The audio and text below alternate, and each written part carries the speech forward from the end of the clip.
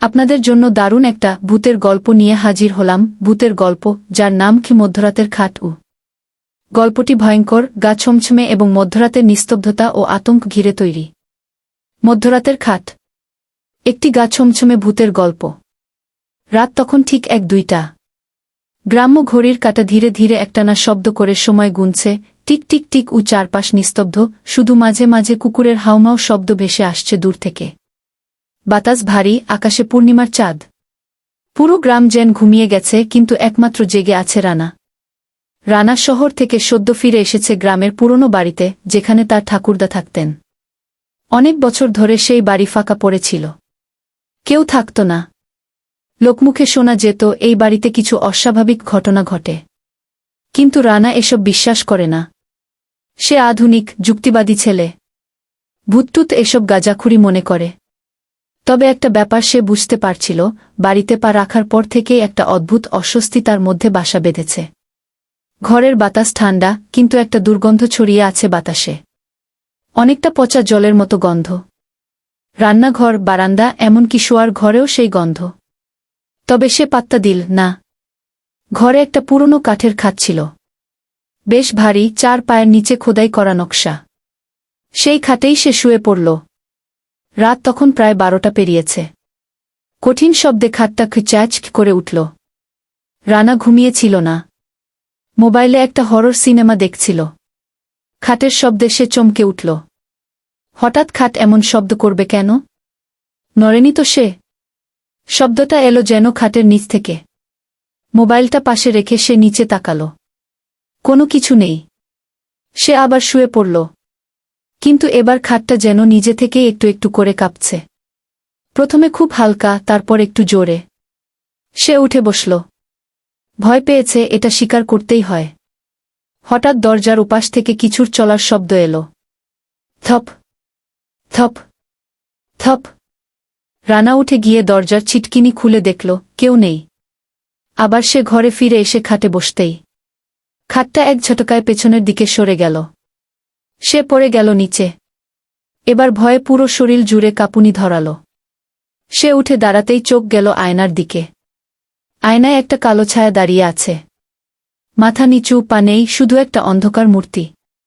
রানা পিছিয়ে এলো, কিন্তু তার পা যেন বরফে আটকে গেছে।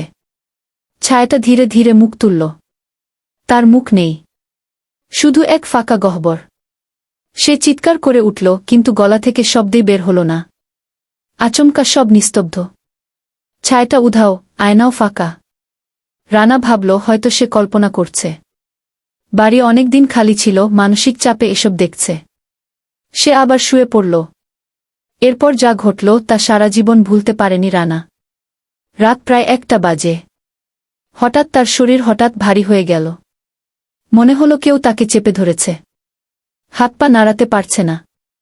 মুখ খুলতে পারছে না। গলার কাছে এক ঠান্ডা শ্বাস। মনে হলো কেউ তার মুখের উপর ঝুঁকে আছে। তার কানে এক নারী কণ্ঠ ফিসফিস করে বলল, এই খাট আমার। তুমি এখানে ঘুমাবে না গি? চোখ তুলে দেখল এক নারী, কিন্তু তার মুখ নেই। মুখের জায়গায় শুধু ছাল, চোখে শূন্যতা। রানা এক ঝটকায় উঠে দাঁড়াল, পুরো শরীর ভিজে গেছে ঘামে। সে দৌড়ে বারান্দায় চলে গেল।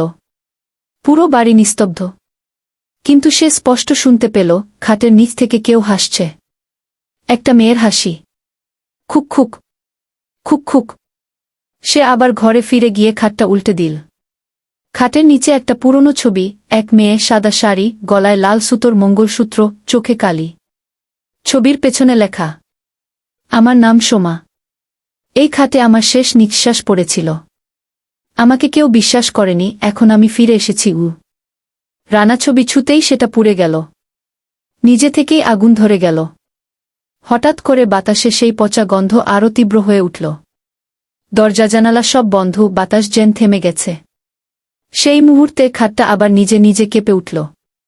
এবার শুধু কাঁপানা, এক প্রকার লাফ দিল। খাটের উপরে হঠাৎ সেই মেয়েটা বসে পড়েছে, সাদা শাড়ি, লাল চোখ, হাঁ করে হাসছে, কিন্তু মুখে কোনো শব্দ নেই। সে হাত বাড়িয়ে রানার দিকে এগিয়ে এলো। রানা দৌড় দিল। দরজা খুলে বাইরে ছুটে বেরোল। পেছন থেকে ভেসে এলো সেই ভয়ঙ্কর কণ্ঠ, এই খাটে শুলেই মরতে হয়।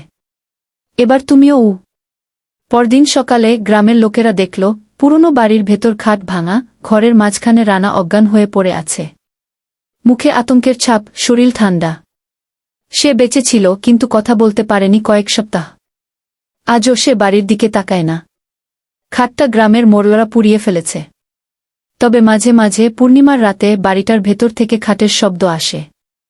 চ্যাচ চ্যাচ, খুক খুক গ। এখানেই শেষ। গল্পটি কেমন লাগলো জানাবেন। ধন্যবাদ সবাইকে।